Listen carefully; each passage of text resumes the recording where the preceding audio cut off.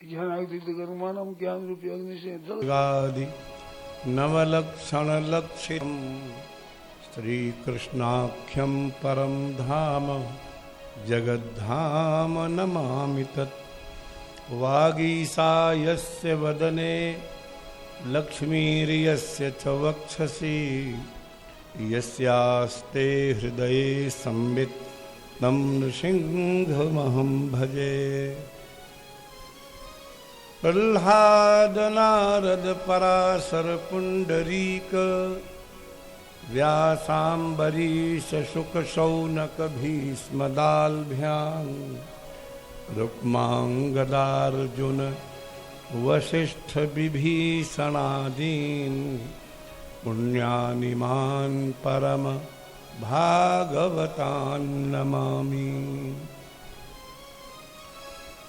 विभूषितानंगरिपूतमांगा सद्यकृतानेक जनार्तिभंगा मनोहरोत्तुंग चलत्तरंगा गंगा ममांगान्यमलीकरोतु गंगा ममांगान्यमलीकरोतु।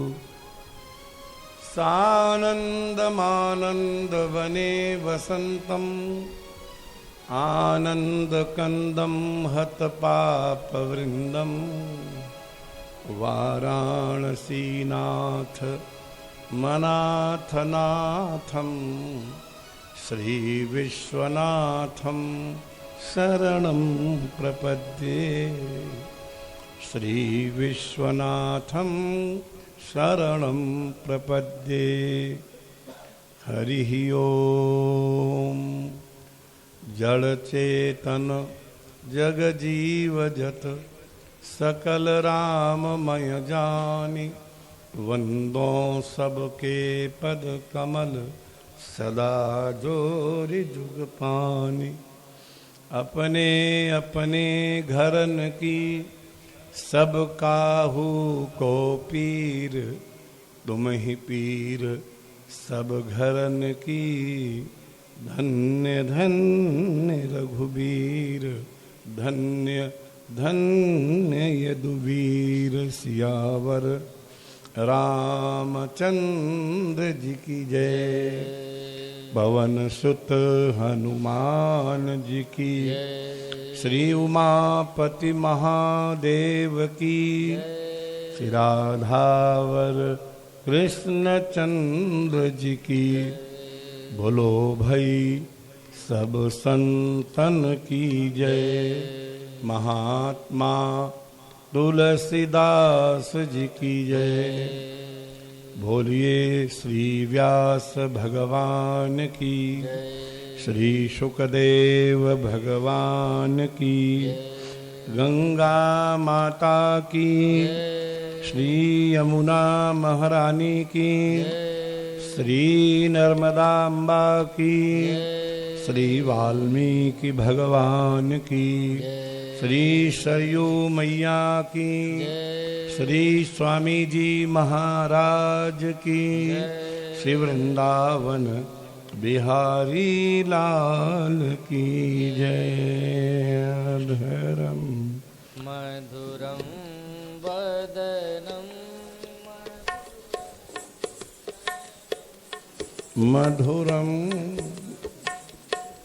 मधुरम हृदयं मधुरम गमनम मधुरम मधुराधिपतेरखिलं मधुरम। वचनं मधुरम चरितं मधुरम वसनं मधुरं बलितं मधुरं चलितं मधुरं रमितं मधुरं मधुराधिपतेरखिलं मधुरम मधुराधिपतेरखिलं मधुरम्।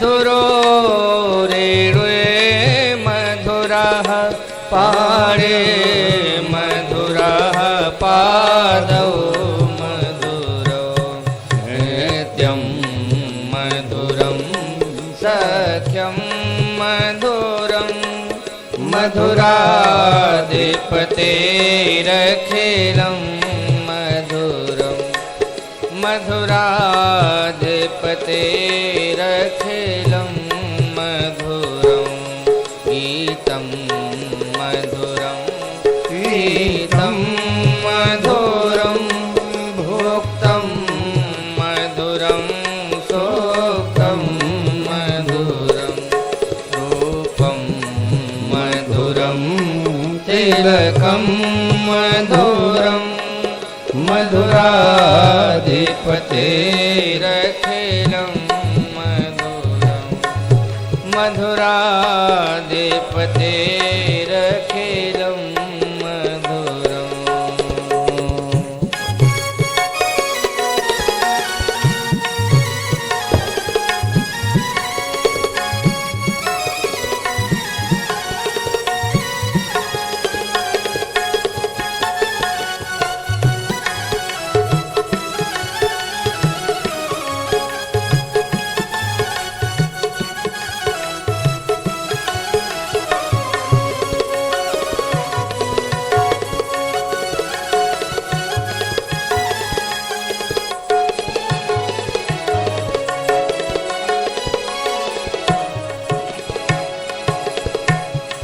करणं मधुरं तरणं मधुरं हरणं मधुरं स्मरणं मधुरं वमितं मधुरं शमितं मधुरं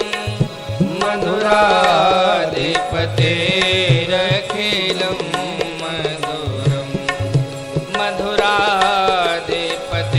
मधुराधिपतेरखिलं मधुरं गुंजा मधुरा माला मधुरा यमुना मधुरा वीथि मधुरा सलिलं मधुरं कमलं मधुरं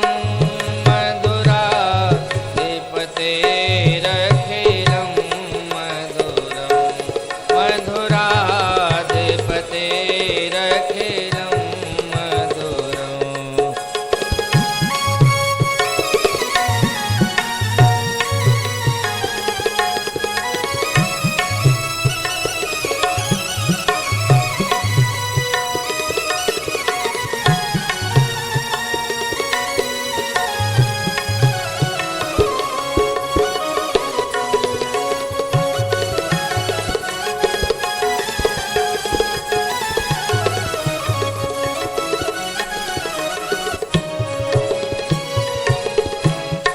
गोपी मधुरा लीला मधुरा युक्तं मधुरं मोक्तं मधुरं श्रेष्ठं मधुरं श्रेष्ठं मधुरं मधुराधिपतेरखिलं मधुरं मधुराधिपतेरखिलं मधुरं गोपा मधुरा गावो मधुरा यष्टे मधुरा श्रेष्ठे मधुरा हरितं मधुरं फलितं मधुरं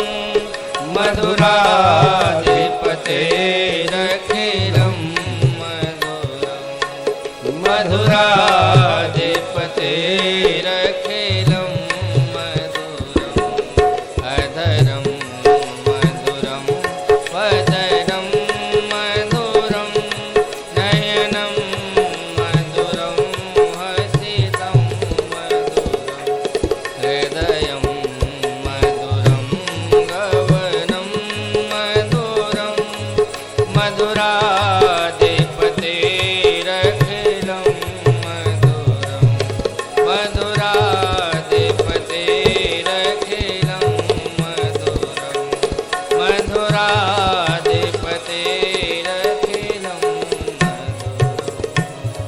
बोलिए श्री बांके बिहारी लाल की जय जय श्री राधे श्याम।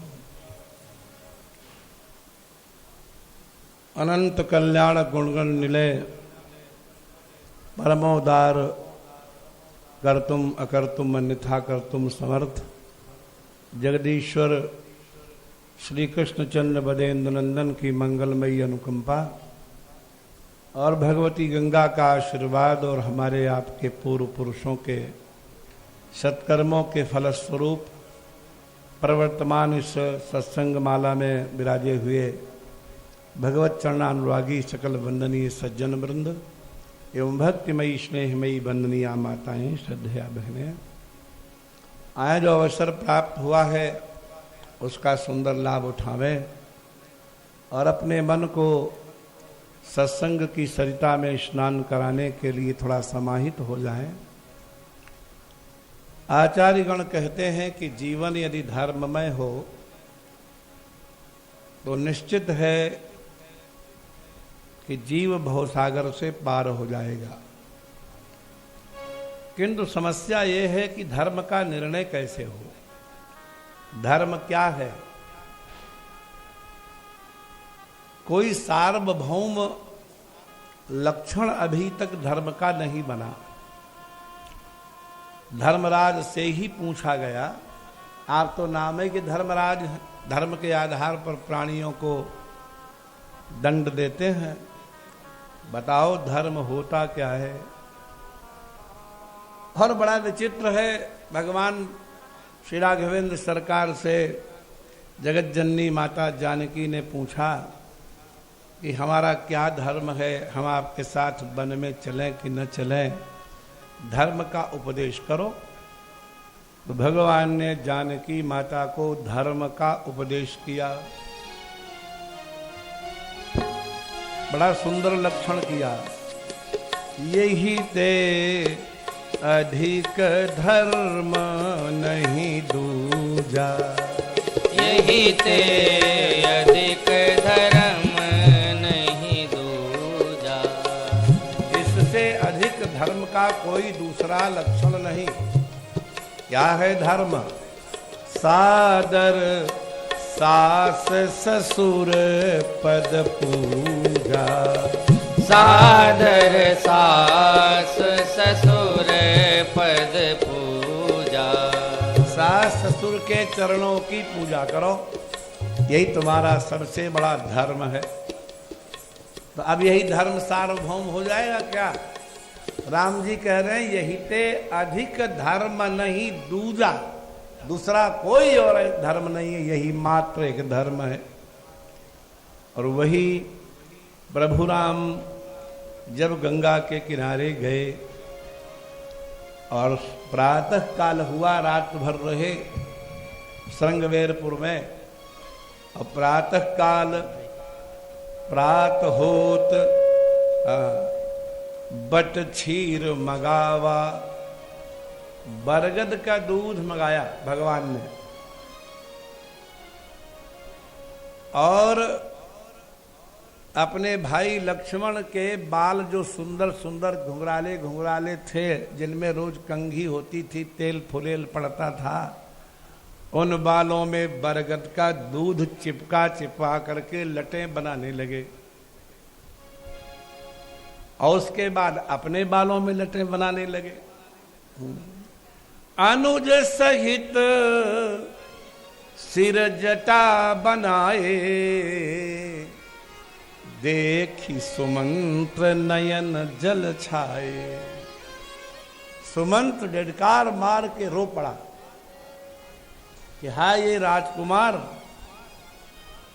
जिनके सिर पर दिव्य सुंदर सुगंधित तेलों की मालिश सेवक लोग रोज करते थे, आज उस सिर के केशों को जो बड़े सुंदर घुंघराले घुंघराले थे, भगवान राघवेंद्र सरकार के मुखमंडल को देख करके तुलसी कहते हैं कि घुंघरारी लटें लटकें मुख ऊपर, कुंडल लोल कपोलन की।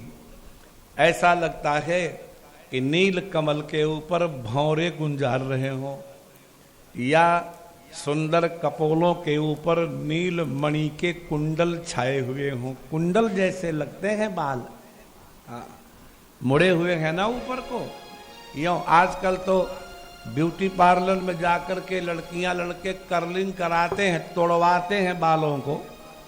भगवान के ओरिजिनल बाल थे और उनके कुंडलों की क्या कहानी कहें।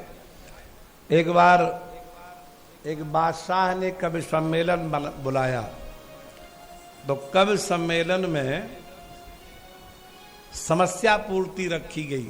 समस्या पूर्ति उसे कहते हैं कि एक लाइन दे दी गई और आप ऐसी कविता बना के लाओ जो लाइन उसमें फिट बैठ जाए। तो चूंकि वो मुसलमानी राज्य था, तो कविता की पंक्ति दी गई, काफिर हैं वो लोग जो बंदे नहीं इस्लाम के। समझ रहे हैं ना आप? तो सब तद्धर्मावलंबी कवियों ने सनातन धर्म की निंदा करी खूब, और फिर कहा काफिर हैं वो लोग जो बंदे नहीं इस्लाम के। लेकिन एक उसमें भगवत भक्त कृष्ण के भक्त बैठे थे, वो भी कवि थे, तो उनसे भी कहा गया तुम सुनाओ, और नहीं सुनाते हैं तो प्रेस्टीज इशू है, करे ये तो कविता ही नहीं बना पाए और धर्म की निंदा वो कर नहीं सकते। तो उन्होंने क्या कविता बनाई? उन्होंने कहा लाम के माफिक हैं गेसु मेरे घनश्याम के।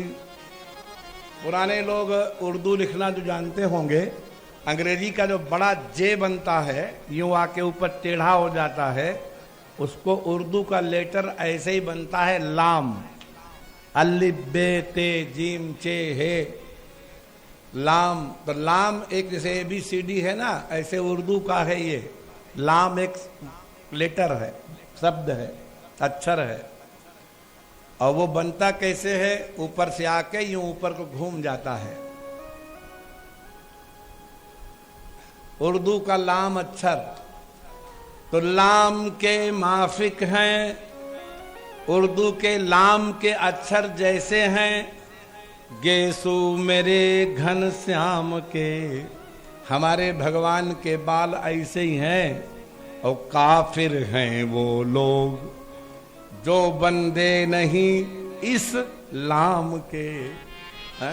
भगवान के मुखमंडल पर थिरक रहे घुराले बालों के जो बंदे नहीं हैं वही काफिर है। हाँ, लाम के माफिक हैं गेसु मेरे घनश्याम के। हमारे घनश्याम के गेसु माने केश कैसे हैं? जैसे उर्दू का अक्षर लाम बना हो, लटका हो चारों ओर। और काफिर हैं वो लोग जो बंदे नहीं इस लाम के। इस माने भगवान के मस्तक पर लटक रहे इस लाम के जो बंदे नहीं हैं वही काफिर हैं। तो घुंघरारी लटे लटके मुखौ पर, कुंडल लोल कपोलन की, निवछावर प्राण करें तुलसी, बल जाऊं लला इन बोलन की। अयोध्या की नारियां बिना काम के ही एक चक्कर चक्रवर्ती राजा दशरथ के दरवाजे का लगा लेती थी। क्यों लगा लेती थी? कि कौशल्याम्बा नहाएंगी धोएंगी, अगर लाला रोएगा तो कहेंगे जरा इसको पकड़ लो ना। तो राजा दशरथ प्रभु राम को गोद में लेके खिलाते खिलाते दरवाजे पर न निकल आवे, और हम एक चक्कर लगा के आती हैं, कहीं निकल आए तो दर्शन हो जाएगा। तो एक सखी आई और दर्शन हो गया। आहा, आनंद में भर गई। चले कहीं पैर कहीं पड़े। जब वो गई मोहल्ले में तो सारी स्त्रियों ने घेर लिया, क्या हो गया तुझे, क्या मिल गया, बड़ा कुछ आनंद में भरी है। तो कहती है अवधेश के द्वारे सकारे गई। सकारे समझते हो? सकारे माने प्रातः काल, अर्ली मॉर्निंग। अवधेश के द्वारे, अवधेश राजा दशरथ के द्वार पर मैं सुबह सुबह चली गई तो सुत गोद कै भूपति लय निकसे। राम जी को गोद में लेकर राजा दशरथ बाहर आ गए तो अवलोक हो शोक विमोचन को, ठगी सी रही जे न ठगे धिकते। मैं तो उनका मुखचंद्र देख करके ठगी सी रह गई, हिलना डुलना भूल गई, और जो हिलते डुलते रहे ठगे ना, उनको तो धिक्कार है कि भगवान के उस सुंदर आह्लादक मधुर मुखचंद्र का दर्शन करने के बाद भी जो मस्त न हो जाएं, अपने को न भूल जाएं, उनको तो धिक्कार है। तो सखियों ने पूछा कैसा था मुखमंडल? तो कहती है कैसा था, कैसे बतावें? आहा, तुलसी जन रंजन रंजित अंजन, नैन सुखंजन जातक से। तुलसीदास कहते हैं भक्तों के मन को आह्लादित करने वाले, खंजन पक्षी की आकृति वाले, और जिनमें कौशल्या अम्बा ने अंजन काजल लगा रखा था। आजकल की माताएं तो बच्चों काजल लगाती ही नहीं, पहले जोर से काजल लगाती थी, उंगली खींचते हुए ऐसे लाती थी गहराई से, आंखों का इतना व्यायाम होता था, आंखें बच्चों की खूब बड़ी बड़ी हो जाती थी। आजकल डॉक्टरों ने कह दिया कि इस काजल से आंख में इन्फेक्शन हो जाएगा, तो आज की माताएं काजल को छूने से घिन करती। तो कौशल्या माता तो तुम्हारी नजरों में बिना पढ़ी लिखी रही होंगी। तुलसी जन रंजन रंजित अंजन, नैन सुखंजन जातक से। सजनी ससी में समशील उभे, नवनील सरोरुह से विकसे। ऐसा लगता था कि चंद्रमा में दो नील कमल खिल गए हों। चंद्रमा है मुख और दोनों नेत्र हैं नील कमल जैसे। तो सजनी शशि में, शशि चंद्रमा में, समशील समान लंबाई चौड़ाई वाले, नवनील सरोरुह से विकसे, मानो नील कमल खिल गए हो। ये सौंदर्य है भगवान का। ऐसे सुंदर रमणीय कमनीय कलित ललित कोटि कोटि कामदेव के सौंदर्य दर्प को दलन करने वाला जिनका लावण्य है, उनके केशों में बरगद का दूध लगा करके जटाएं बनाई जाएं तो किसी भी भक्त का हृदय फटने लगेगा कि नहीं? जरा विचार कीजिए। अनुज सहित सिर जटा बनाए, अनुज सहित सिर जटा बनाए। लखी देखी सुमंत्र नयन जल छाए, देखी सुमंत्र नयन जल छाए। अनुज सहित जटा बनाए। छोटे भाई के सहित जटाएं बनाई। सुमंत रोने लगे और रो करके पैर पकड़ लिए और बोले कि हे प्रभु, जब हम चल रहे थे अयोध्या से रथ लेकर तो महाराज ने हमसे ये बात कही थी, नाथ कहेऊ अस रघुकुल नाथा। नाथ कहो अस रघुकुल नाथा। लय रथ जाहू राम के साथ। रथ जाओ राम के साथ।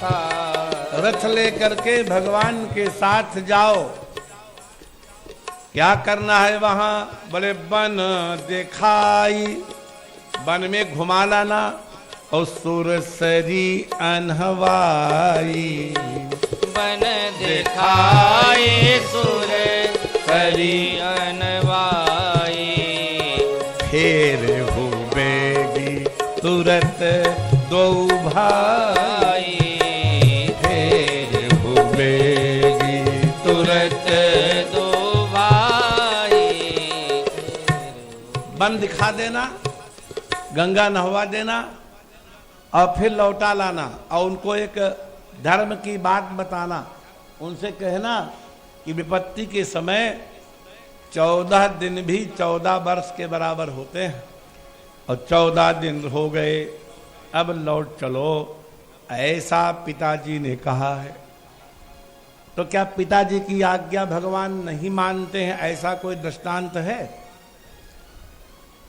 वाल्मीकि रामायण में, अध्यात्म रामायण में, आनंद रामायण में, वाल्मीकि रामायण में, महाभारत की राम कथा में, पद्म पुराण की राम कथा में कहीं ऐसा नहीं मिला कि जहां दशरथ जी ने राम जी को बुला के ये बात कही हो कि मैंने कैकेयी को 2 वरदान दे दिए हैं, उनमें तुम्हारा एक वनगमन भी है, वन चले जाओ। सीधे नहीं कहा, केवल भगवान ने सुन लिया कि माता को पिताजी ने वरदान दिए हैं, बस। भगवान को कहा थोड़ो दशरथ जी ने। और पुत्र का लक्षण भगवान जानते हैं। उत्तमश्चिंतितम कुर्यात् प्रोक्तकारी तु मध्यम। 4 प्रकार के पुत्रों की गणना शास्त्रों में की गई है। उत्तम कोटि का पुत्र वो होता है जो पिता के चिंतन किए गए, विचार किए गए काम को संपन्न कर दे। खाली पुत्र को ये पता लग जाए कि पिताजी ऐसा चाहते हैं, बोलो राधे राधे, इतने में कर डाले। और जो कहने से तुरंत कर दे वो मध्यम कोटि का है। अधमो श्रद्धया कुर्यात्। और जो अधम पुत्र है वो पिता की आज्ञा अश्रद्धा से करे, डांटने डपटने से करे, वो अधम।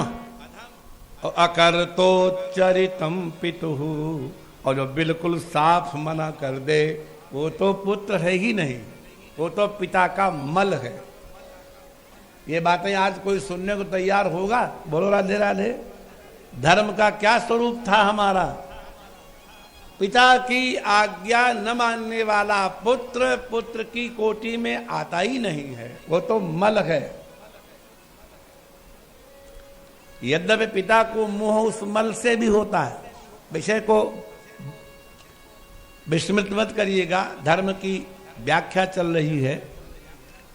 आपने महाभारत आदि ग्रंथों की लीलाओं को देखा है। जब भगवान ने विराट रूप दिखाया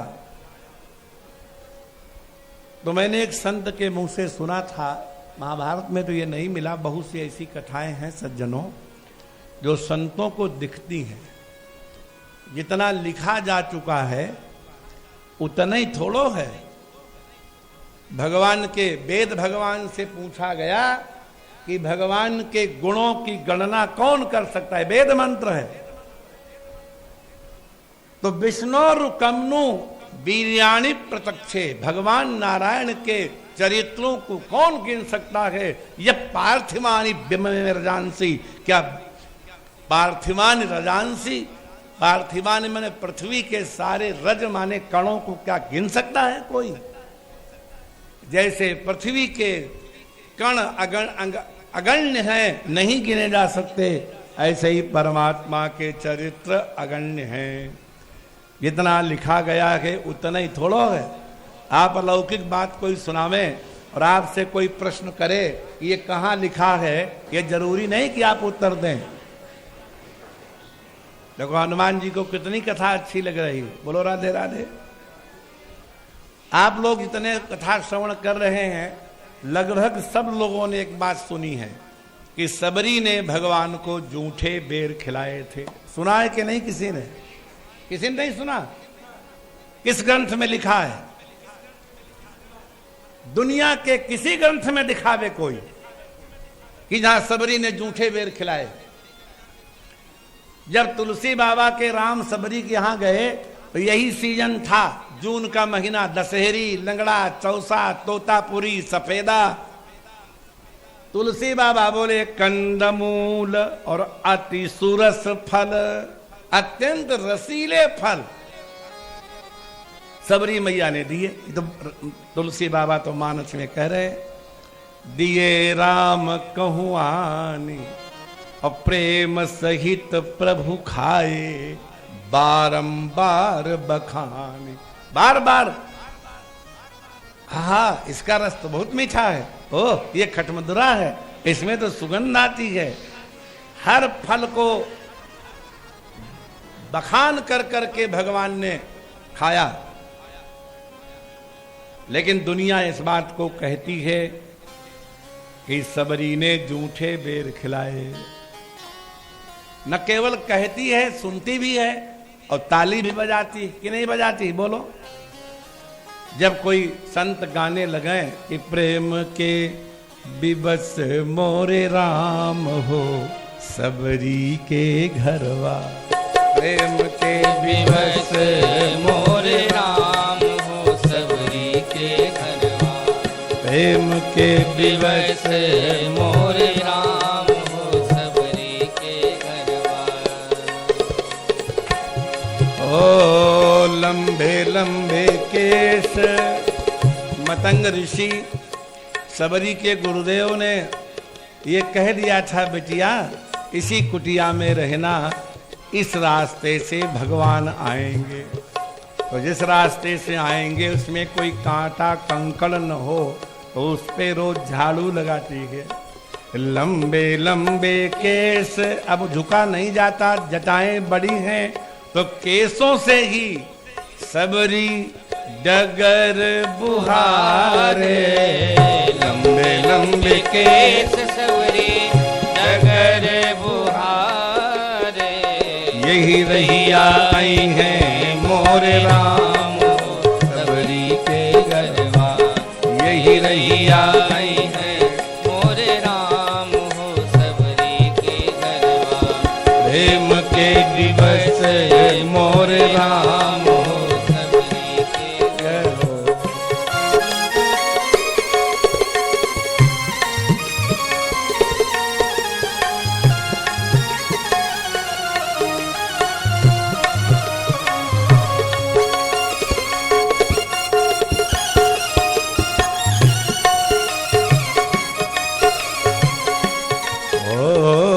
कुश की चटाई, उसके पास कोई कालीन थोड़ो थी। कुश की चटाई सबरी झारी के बिछावे, उसकी चटाई सबरी झारी के बिछावे। आसन लगई हैं मोरे राम राम, हो सबरी के घरवा, आसन लगई हैं मोरे राम हो सबरी के घरवा। प्रेम के विवश मोरे राम। राम हो सबरी के घरवा। ओ काठ के कठौता सबरी जल भरी लावे, काठ के कठौता सबरी जल भर लावे, जल भरी लावे। हाँ, जल भर लावे। ओ चरण पकड़ी हैं मोरे राम हो सबरी के घरवा, चरण पकड़ी हैं मोरे राम हो सबरी के घरवा। प्रेम के विवश मोरे राम हो सबरी के घरवा।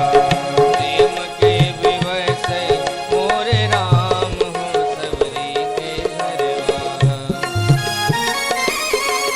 श्री राधे।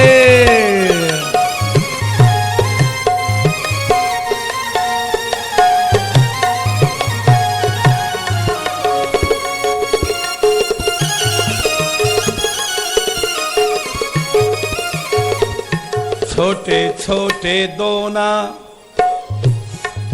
जूठे बेर सजाए, छोटे छोटे दोना बेर सजाए, भोग लगई हैं मोरे राम हो सबरी के घरवा, प्रेम के। मोरे राम। संतों ने खूब गाया कि सबरी ने जूठे बेर खिलाए। आपने भी खूब ताली कहीं बजाई होंगी। और मैंने तो एक संत के नैमिष में मुख से ये सुना कि लक्ष्मण जी ने जब देखे कि बेर जूठे हैं तो वो चूंकि आचार्य हैं, लक्ष्मण जी वैराग्य के साक्षात स्वरूप हैं, आचार्य कभी धर्म का उल्लंघन कर नहीं सकता, तो उन्होंने लिए बेर मुट्ठी में और यूं पीछे फेंक दिए, नहीं खाए। तो संत कहते थे वही बेर जब रुदन करने लगे तो प्रभु राम ने कहा जाओ तुम द्रोणागिरी पर्वत पर सजीवन बूटी बन जाना और तुम्हारे ही द्वारा लक्ष्मण के प्राणों की रक्षा होगी। हम तुमको ये कहते हैं। ऐसी कथाएं लेकिन किसी ग्रंथ में नहीं मिलता कि सबरी ने जूठे बेर खिलाए थे। तो कुछ बातें संतों के अंतःकरण में अभी भी स्फुरित होती रहती है, नई नई। तो एक संत कथा सुना रहे थे कि जब भगवान ने राजसभा में हस्तिनापुर में विराट रूप दिखाया तो विदुर जी ने कहा धृतराष्ट्र से कि प्रभु अपना स्वरूप प्रकट कर रहे हैं।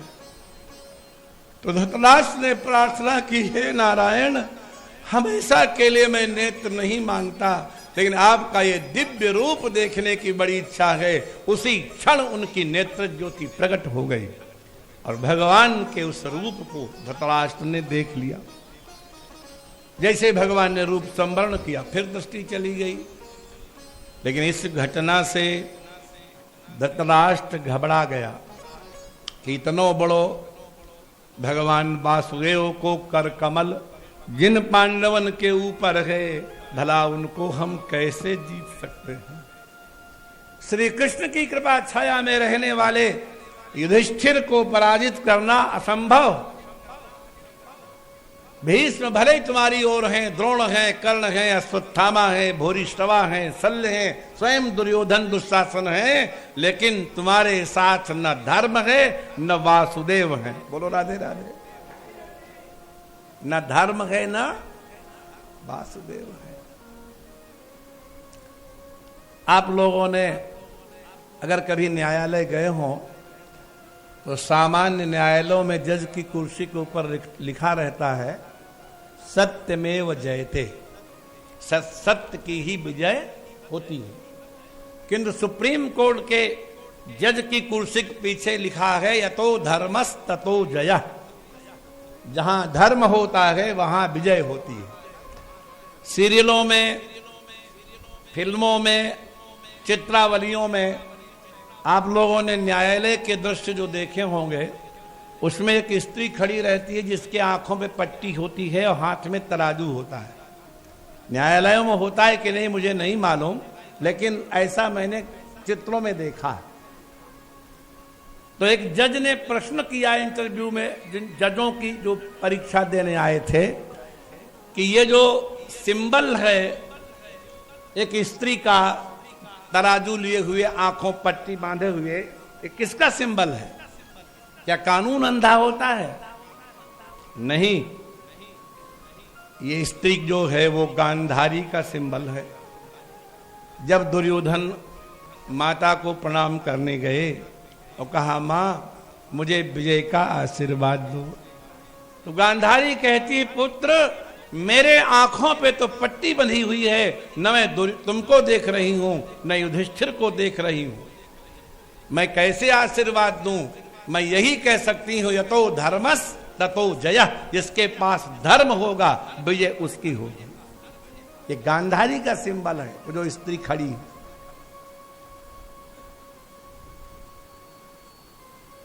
तो दुर्योधन को गांधारी ने विजय का आशीर्वाद नहीं दिया और धृतराष्ट्र को पुत्र मोह है।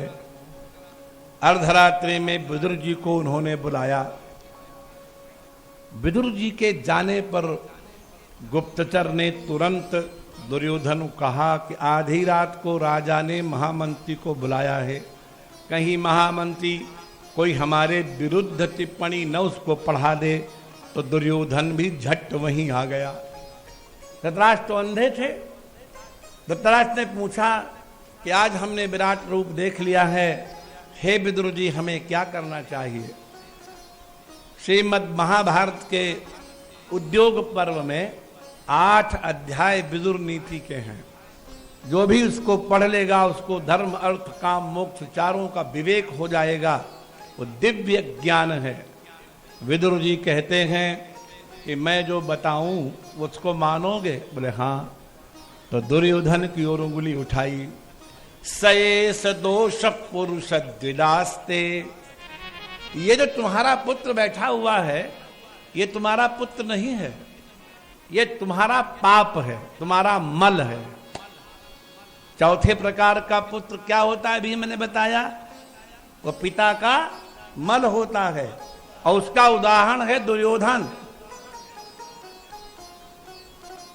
सयेस दोष पुरुष द्युदास्ते गृहान प्रविष्टो यम पत्यमत्या, और वो तुम्हारा पाप पुत्र बन करके तुम्हारे घर में ही घुस गया है और तुमने उसको पुत्र मान लिया। पोषणासी कृष्णाद विमुखो गतश्री, तुम कृष्ण से विमुख हो। और हे राजन तुम्हारे नेत्र तो है नहीं, तुम दर्पण देखते नहीं हो, तुम्हारे मुख की श्री चली गई है, तुम्हारे मुख पर धूल छाई हुई है। गतश्री ही गता विनष्टा श्री ही शोभा यस्य तादृशस्त्वमसि, तुम्हारे मुख पर कोई तेज बचा नहीं है। बेईमानी करते करते तुम्हारा चेहरा काला पड़ गया और फिर भी तुम इसका पोषण कर रहे हो। हमसे तुमने उपाय पूछा तो त्यजा स्वसैवम कुल कौशलाय, अगर कुल की कुशलता चाहते हो तो इस शिव विरोधी अमंगल में पुत्र का त्याग कर दो। राधे राधे। कर देंगे त्याग? इतनी हिम्मत है धृतराष्ट्र को? मोह बड़ा भयानक होता है। लक्ष्मण जी निषाद राज को उपदेश करते हैं। लक्ष्मण जैसा तो कोई आचार्य है ही नहीं। मोह निशा सब सोवनिहारा, मोह निशा सब सोवनिहारा। हम लोग जाग रहे हैं कि सो रहे हैं? विचार करो। अभी अभी कुछ दिन पहले अहमदाबाद में एक हवाई जहाज गिर गया। जितने लोग उसमें बैठे हुए थे सब का प्राणांत हो गया, एक को छोड़कर। ईमानदारी से आप लोग विचार कीजिए, जो लोग उसमें बैठे थे उनके अंतःकरण में सैकड़ों कल्पनाएं रही होंगी कि नहीं कि हम इंग्लैंड जाएंगे, अपनी बिटिया से मिलेंगे, फिर लड़के सूट लाएंगे, एक बढ़िया वाली घड़ी और लाएंगे। बोलो राधे राधे। हाँ, पत्नी के लिए कुंडल लेके आएंगे। कहां से? लंदन से। कितने स्वप्न देख रहे थे, एक क्षण में सारे स्वप्न भंग हो गए। कैसे हम कह सकते हैं कि हम समर्थ हैं या स्वतंत्र हैं? मनुष्य के शरीर में है क्या? श्वास जरा सा ट्यूब होता है साइकिल का या मोटरसाइकिल का या कार का, उसमें जरा सा छिद्र हो जाता है जो दिखता भी नहीं है, पानी में डाल के देखना पड़ता है कहां पे है, और फिर भी हवा निकल जाती है। इस ट्यूब में तो इतने बड़े बड़े छेद हैं, अगर प्राणवायु निकल जाए न लौट के आवे तो आश्चर्य क्या है? हवा जाके वापस आ जाती है, यही आश्चर्य है। अगर न वापस आवे तो कोई आश्चर्य नहीं है। यावत जब तक पवनस वायु तिष्ठति देहे, सबका अनुभव है। जब तक वायु अंदर विराजमान है, कुशलम तावत पृच्छति गेहे, तब तक घर वाले कुशल पूछते हैं। गतवती वायु, जरा ये वायु निकल जाने दो, देहा पाए, शरीर को जरा गिर जाने दो, भार्या बिभ्यति तस्मिन काये, इस शरीर से पत्नी भी डरती है, रात्रि को अकेले मृत पति के साथ पूरी रात पत्नी नहीं बैठ सकती। रिश्तेदार को फोन करती है, पड़ोसिन को बुलाती है, अकेले नहीं बैठा जाता, और कोई नहीं आता तो मरे हुए को छोड़ करके बाहर बैठ जाती है। भगवान शंकराचार्य कहते हैं कि जो पत्नी प्राणों से भी ज्यादा प्यार करती थी, वह पत्नी उसी शरीर से भयभीत होने लगती। ये सत्य है कि नहीं? गतवती वायु, जरा वायु निकल जाने दो, देहा पाए, शरीर को गिर जाने दो, भार्या बिभ्यति, पत्नी डरती है, तस्मिन काये, उसी काया में भय उत्पन्न होता है। काये का नाम नित्यता। प्रातः काल जो आपने दाल बनाई थी, गर्मी की ऋतु में सायंकाल तक उसमें गंध आने लगेगी कि नहीं? खाने लायक रहेगी? आलू में तार टूटने लगेंगे। तो प्रातः काल का बिना बना हुआ भोजन जब सायंकाल तक नहीं ठहरता, तो उसी भोजन के रस से बना हुआ जो शरीर है, ये कैसे ठहरेगा? कारण के गुण कार्य में तो आते ही हैं। तदीय रससम पुष्टे काये का नाम नित्यता। शरीर में कोई नित्यता नहीं। इसलिए ये जो तुम्हारा पुत्र दुर्योधन है, ये तुम्हारा पुत्र नहीं है, ये तुम्हारा मल है, ये तुम्हारा पाप है, इसको झटक दो। उत्तमश्चिंतितम कुर्यात्, और प्रभु राम उत्तम पुत्र हैं। पिताजी ने थोड़ो कहा कि तुम वन को चले जाओ। कैकेयी से राम जी ने पूछा कि हमारे पिता क्यों दुखी हैं, बताओ। तो कैकेयी ढिठाई से बोलती है, देन कहनी मोही दुई बरदाना, देन कहे मोही दुई बरदाना। इन्होंने हमको 2 वरदान देने को कहा था। मांग्यों जो कछु मोहि सुहाना, मांग्यो जो कछु मोहि सुहाना, देन कहे मोहि दुई वरदाना। मांग्यो जो कछु मोहि सुहाना। तो हमें अच्छा लगा, हमने मांग लिया। तो सुत सकोच इत बचन उत, तुम्हारा मोह इधर है और बचन उधर हो गया है। संकट परऊ नरेश, राजा संकट में है। कैकेयी बोल रही है, तुम्हारा पिता अयोध्या का राजा संकट में है। एक तरफ बचन और दूसरी तरफ पुत्र मोह। तो सकहुत आय सुधरहु सिर, कैकेयी कह रही है कि यह आज्ञा है पिता की कि तुम बन जाओ। राम दशरथ जी ने नहीं कहा। सकहुत आयसु धरहु सिर, मेटहु कठिन कलेश, क्लेश दूर करो। और राम जी ने यही बात सुनकर के निश्चय कर लिया। और जब सुमंत्र ने कहा कि पिताजी ने कहा है कि 14 दिन में वन दिखा के गंगा नहवा के लौटा लाना।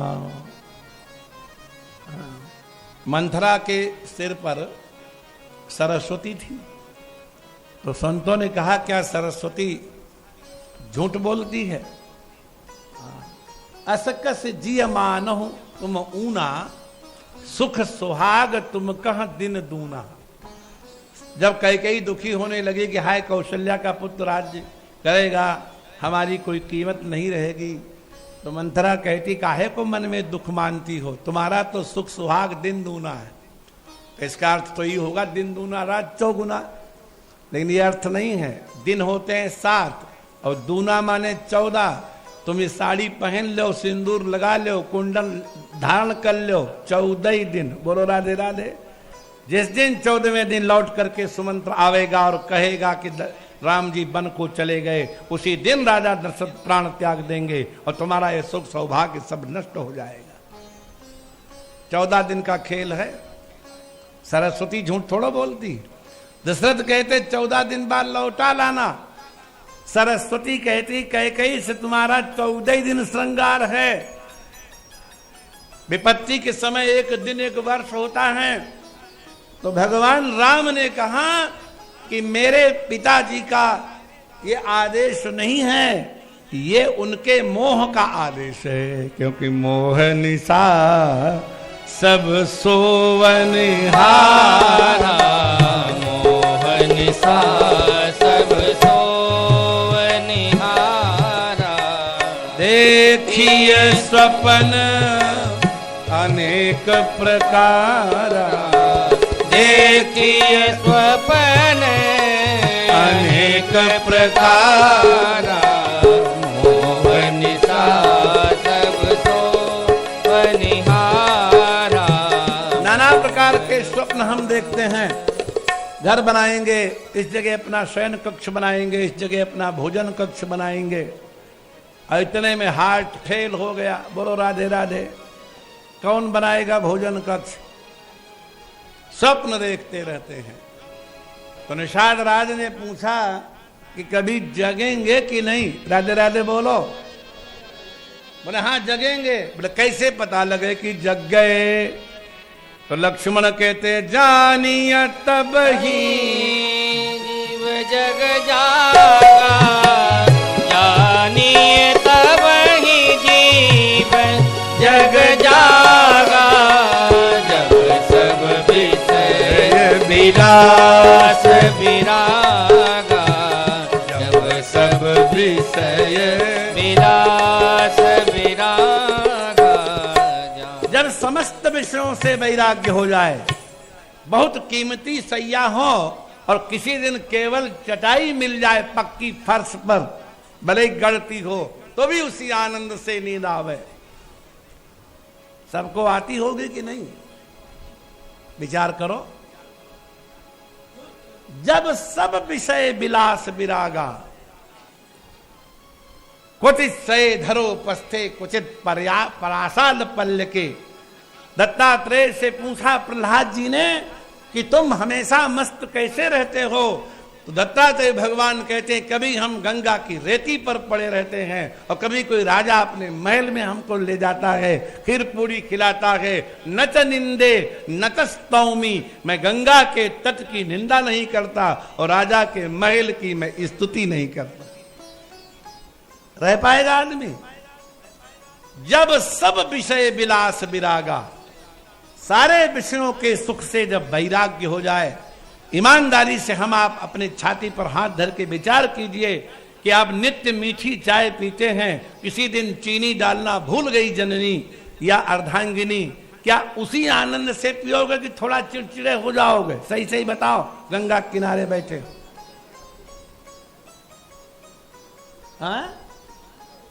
क्या करती रहती है पता नहीं, चीनी भी नहीं डाल पाती, कहाँ मन रहता है, हमारा भाग्य ही फूट गया।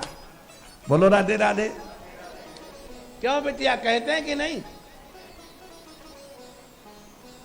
किसी किसी के नहीं कहते होंगे। जिसके कहते हैं वो कहती कहते हैं, जिसके नहीं कहते कहती नहीं कहते हैं। हर तरह की पार्टियां हैं भाई, कांग्रेसी भी हैं और बीजेपी वाले भी हैं।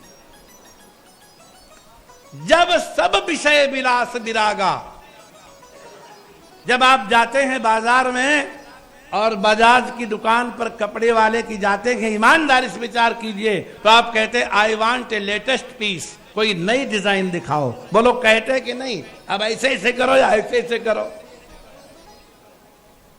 और कपड़े का केवल उद्देश्य यह है कि आपके छिद्र ढक जाएं, इसके अलावा क्या है? वस्त्र का क्या उपयोग है बताइए? सिवाय अंगों को आवृत करने के और वस्त्र का क्या उपयोग है? फिर लेटेस्ट चीजें क्यों खोजते हो? आज के 70-80 वर्ष पहले ये पंखे नहीं थे, ज्यादा दिन थोड़े हुए हैं। लोग हाथ का पंखा डुलाते थे और उसमें बांस की एक चुंगली डाल के यूं घुमाते रहते थे, बड़े आनंद में नीम के नीचे सोते थे। जिस दिन ये पहला पंखा आया, मैंने सन 60 में सीतापुर में पहली बार मां के साथ गया था तो एक पंखा देखा था, और एक पंखा मेज पर घूम रहा था तो मुझे डर लगा क्या इसके अंदर कोई भूत प्रेत बैठा, ये घूम कैसे रो है, पता ही नहीं था। जिस दिन ये पंखा आया सारे लोगों ने कहा वाह एक्सीलेंट, अब हमें कोई जरूरत नहीं, हम आनंदित हो गए। सन 80 से 92 तक 12 वर्ष भगवती भागीरथी के निर्मल तट पर हरिद्वार में रहने का इस शरीर को सौभाग्य मिला। एक महाविद्यालय में अध्यापन कार्य के संदर्भ में उस समय एक भी कमरे में कूलर नहीं था, इन्हीं पंखों से काम चलता था। अब हर कमरे में एसी लगा है,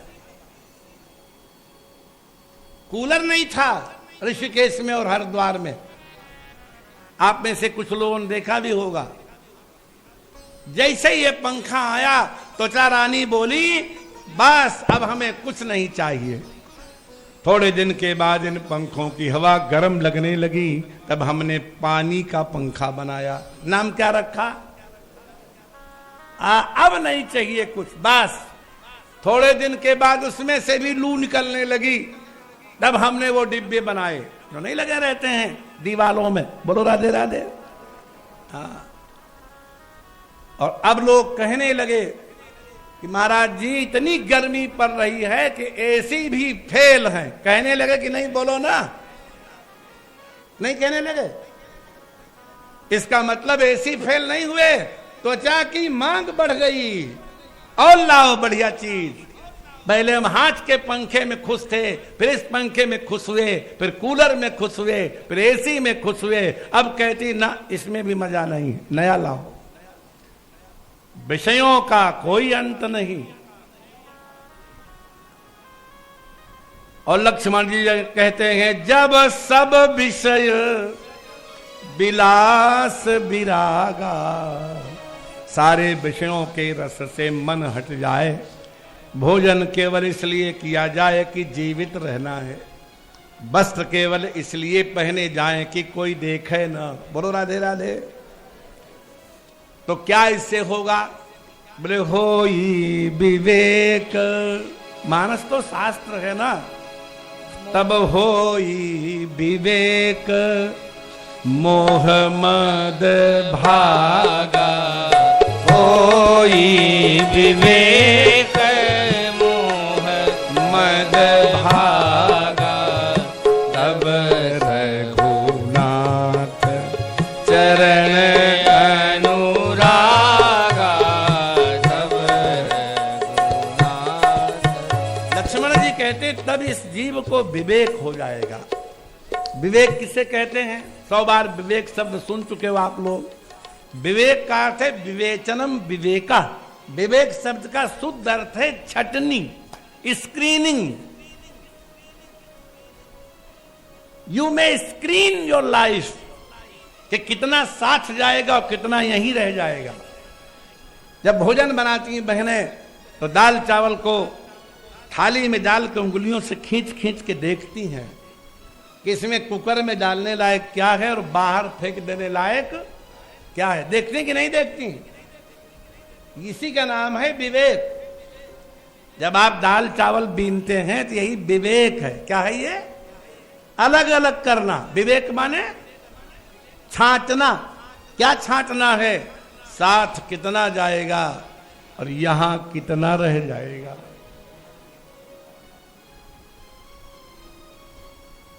यहाँ कितनी बढ़िया गद्दी हो, कितना बढ़िया कम्बल हो, आप लोग कमरों में आए हैं, अगर गीता भवन की ओर से मिला है तो आपको जरा भी मोह है, जिस दिन जाना है खट चले जाओगे, क्योंकि आप हर समय जानते हैं कि एक दिन इसको छोड़ देना है। बोलो राधे राधे। नहीं जानते हैं क्या? इसी तरह अपने घर को भी जानते हैं कि एक दिन इसको छोड़ देना है। घर को तो ऐसा लगता है कि हम छाती पर रख के ले जाएंगे। बोलो राधे राधे। जैसे गीता भवन में रहते हैं आप विरक्त हो करके, न ये पलंग मेरा है, न तखत मेरा है, न पंखा मेरा है, न एसी मेरा है, न गद्दा मेरा है, चलेंगे झोला उठाएंगे पट चल देंगे। क्या इसी तरह से संसार छोड़ने के लिए भी तैयार हो?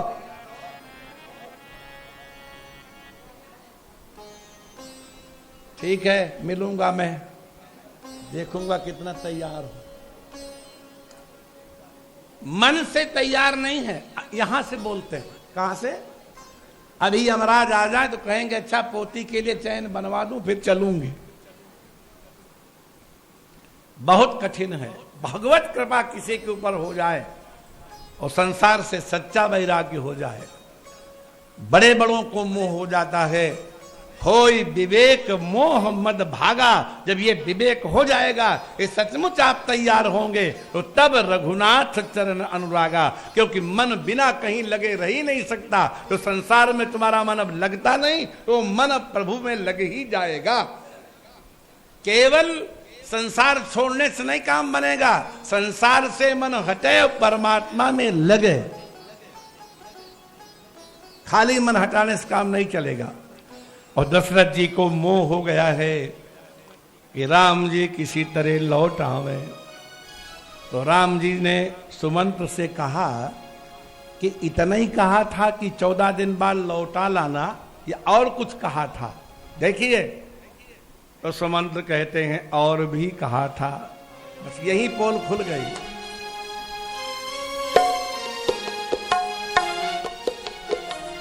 जो नहीं फिर ही धीर दो भाई, जो नहीं फिर ही धीर दो भाई। अगर हमारी आज्ञा मानकर वो न लौटे, ये अगर क्यों, क्या कोई ऐसा घटना घट गई है पहले कि दशरथ जी ने आज्ञा दी हो उन्होंने न मानी हो? ये तो संदेह ही व्यर्थ है। जो नहीं फिर ही धीर दो भाई, जो नहीं फिर ही धीर दो भाई। दोनों भाई धीर हैं, क्यों नहीं फिरेंगे? तो दशरथ ही कह रहे हैं इसलिए नहीं फिरेंगे कि सत्य संध दृढ़ व्रत रघुराई। सत्य संध दृढ़ व्रत रघुराई। सत्य संध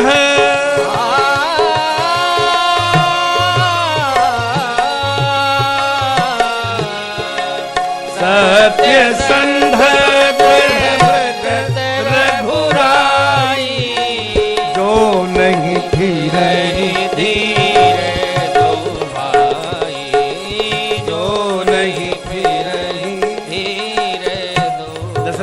जानते हैं कि लौटा लाने वाली जो बात है वो धर्मयुक्त नहीं है। अगर वो धैर्य पूर्वक सत्य का ही पालन करें और न लौटें तो तुम विनय करो कर जोरी। तो तुम विनय करो कर जोरी। और एक हाथ जोड़ना उनसे, क्या कहना? कहना फेरिय प्रभु मिथिलेश किशोरी। फेरिय प्रभु मिथिलेश किशोरी। जो नहीं फिरे धीर दो भाई, सत्य संध दृढ़ व्रत रघुराई। तो तुम विनय करो कर जोरी। फेरिय प्रभु मिथिलेश किशोरी। अगर वो न लौटे तो हाथ जोड़ के कहना कि जानकी माता कोई लौटा दे। अगर वो आ जाए, यही विधि करे उपाय कदम्बा, बहुत उपाय करना, फिर ही तो हो प्राण अवलंबा। अगर जानकी लौटाएं तो हम शायद जीवित बने रहें, प्राणों का सहारा मिल जाएगा। और उससे यह और कह देना कि जरूरी नहीं कि तुम 14 वर्ष हमारे पास रहो, पितु ग्रह कबहू और कबहू ससुरारी। कभी कभी मायके चली जाया करना बेटिया, कभी कभी यहां आ जाया करना। रहे जहां रुचि होई तुम्हारी। क्यों दशरथ जी जानते हैं कि मायके चली जाएगी तो हम भी समधियाने चले जाएंगे और समधिन के हाथ की घी चुपड़ी रोटी खाएंगे। बोलो राधे राधे। जहां तुम्हारा मन हो वहां रहना, लेकिन लौट जाओ। तब भगवान कहते हैं लौट तो हम चलते, लेकिन धर्म चला जाएगा। तब सुमंत्र ने पूछा धर्म क्या होता है? जानकी जी का धर्म क्या था? यही ते अधिक धर्म नहीं दूजा, सादर सास ससुर पद। और सुमंत्र का धर्म क्या है? बोले धर्म न दूसर सत्य समाना। धर्म न दूसर सत्य समाना। आगम निगम पुराण बताना। शास्त्रों ने, वेदों ने, पुराणों ने, क्योंकि रामो विग्रहवान धर्म, शरीरधारी धर्म का दर्शन करना है प्रभु राम और श्री कृष्ण का दर्शन करो। क्योंकि वेदे रामायणे चैव पुराणे भारते तथा आदावन्ते च मध्ये च हरि सर्वत्र गीयते। चाहे वेद हो, चाहे रामायण हो, चाहे पुराण हो, चाहे वेद हो, कैसे कैसे वचन आचार्यों ने संग्रहित किए हैं। वेदे रामायणे चैव पुराणे भारते तथा।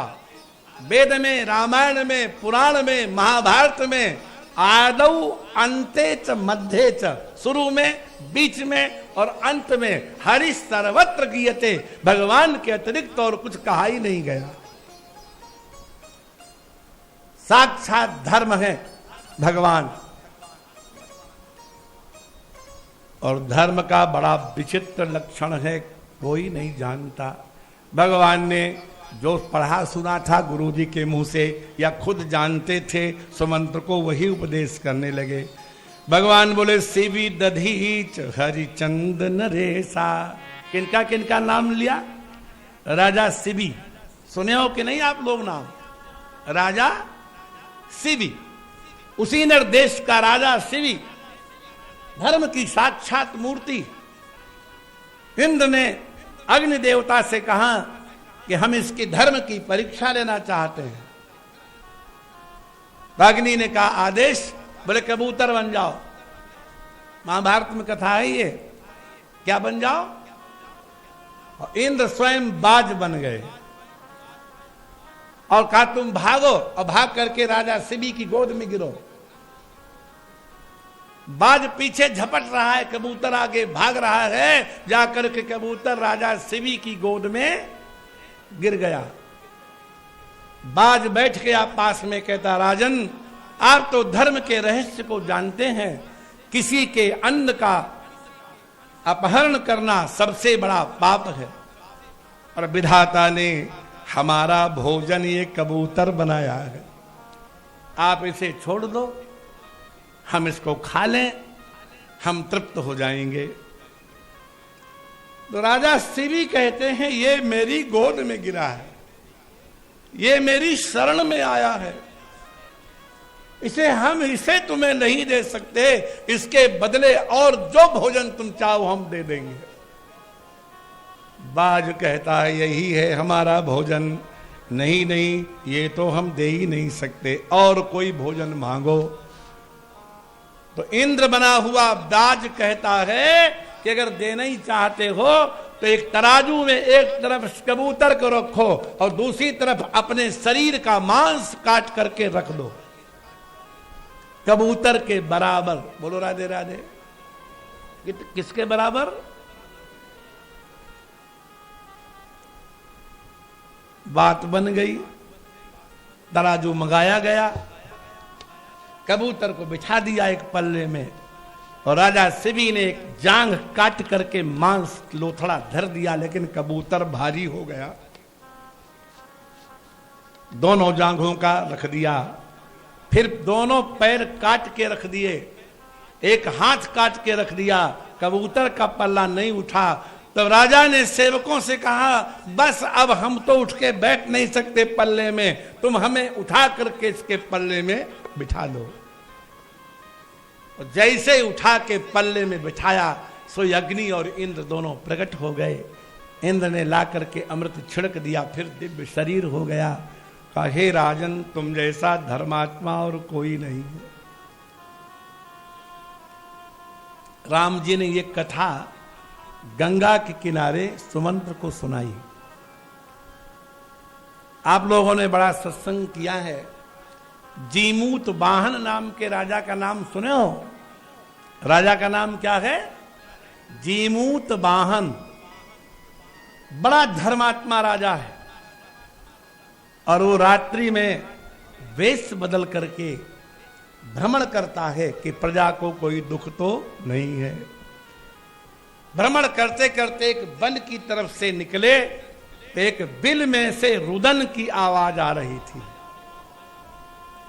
राजा खड़े होकर बोले, कौन इस बिल में रो रहा है? तो बाहर एक सर्पिणी जो शरीर बदल लेती थी, वो प्रकट हुई। बोले, महाराज, मैं रो रही हूं। तो मेरे राज्य में रहती हो, तुम्हें क्या दुख है? उनका दुख ये है, देखिए कथाएं शास्त्रों में इतनी हैं कि जीवन बीत जाए, कथाएं पूरी होने वाली नहीं है। अब इस दुख क्या है, इसको आप लोग सुनेंगे तो समय लगेगा, सुनना चाहो तो सुना देते हैं। दुख क्या है, ध्यान से सुनिए। कद्रू नाम की माता है और विनता नाम की माता है। कश्यप ऋषि की 13 पत्नियां हैं। उनमें एक का नाम कद्रू है, एक का नाम विनता है, दिति है, अदिति है, सुरा है, सुरसा है, इला है, रोचना है, भद्रा है। 13 पत्नियां हैं, उनमें से 2 ये हैं। कौन कौन? कद्रू और विनता। ये दोनों साथ साथ रहती थीं। एक दिन कद्रू के पुत्र हैं सर्प, और वो दिव्य सर्प हैं, आकाशचारी हैं, उड़ते हैं, शरीर बदलते हैं। सर्प योनि बड़ी विचित्र है। तो एक दिन भोजन करते करते कद्रू बिनता में एक बात चल गई। माताएं जब 2-4 बैठती हैं तो बिना बात के तो कोई बात हो ही नहीं सकती। अगर 4 माताएं एक साथ बैठी हों और घंटा भर मौन ही बैठी रहें तो 2 कारण हो सकते हैं। या तो ये चारों गूंगी हैं, और या इनमें झगड़ा हो गया है। इसके अलावा नहीं संभव है।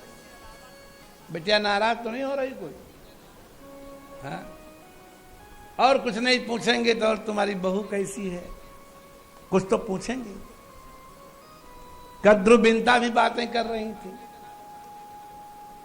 तो कद्रू ने कहा, अरे बिनता, क्या तुझको मालूम है सूर्य नारायण के घोड़ों की पूंछ किस रंग की है? तो विनता ने कहा, इसमें क्या बात है, बिल्कुल श्वेत रंग की है, सफेद। कद्रू बोले, ना, काली है। अरे बोले, काली कैसे, सफेद है? कद्रू बोली, काली है। बोले, शर्त रख लो, जिसकी बात झूठी निकलेगी वो दासी बनेगी, जिसकी बात सच्ची निकलेगी वो आजीवन रानी बनेगी। शर्त पक्की हो गई। सायंकाल को कद्रू के पुत्र आए, सर्प। कद्रू ने पूछा, बेटा तुम लोग कभी आकाश मार्ग में उड़ते हो? बोले, हाँ।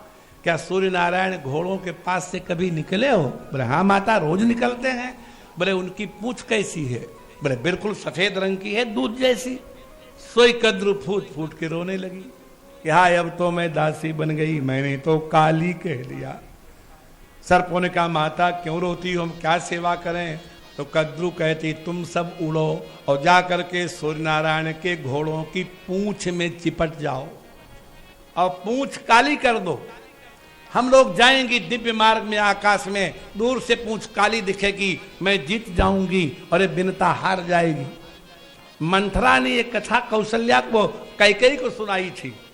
कद्रु बिनत ही दीन दुख तुम ही कौशला देव, और भरत बंद ग्रह सोई हैं लखन राम के नेब। दो आए अयोध्या कांड में। सर्पों ने कहा मां ये तो बेईमानी होगी, ये ठीक नहीं है। आप बड़ी माता को दंड देने के लिए छल कर रही हैं। जब ये बात कही तो मां को क्रोध आ गया। मूर्खो, तुम हमारी बात की अवज्ञा करते हो, जाओ तुम राजा जन्मेजय के सर्प यज्ञ में सब भस्म हो जाओ। साप दे दिया, और जिस सर्प के दल को साप दिया उसके नेता वासुकी थे। राधे राधे बोलो। और वासुकी बड़े दिव्य हैं, विचारक हैं, और अन्य सर्पों का नाम आता हमें शाप मत देना, मैं आपकी आज्ञा का पालन करूंगा। और सवेरे जाके लिपट गए। ये लोग गई उड़ करके आकाश में, दिव्य थी। जहां काली पूंछ देखी बिनता हो गई दासी, कद्रु हो गई रानी। अब बिनता के कंधे पर बैठी, चलो नंदनवन, चलो मानसरोवर, चलो चैत्र रथ बन, चलो जो है इंद्रलोक में कपड़ा धोआवे, खूब मालिश करवावे, भोजन बनवावे, बड़ा काम करावे। काम कराते कराते 500 वर्ष बीत गए। राधे राधे बोलो। कितने दिन बीत गए?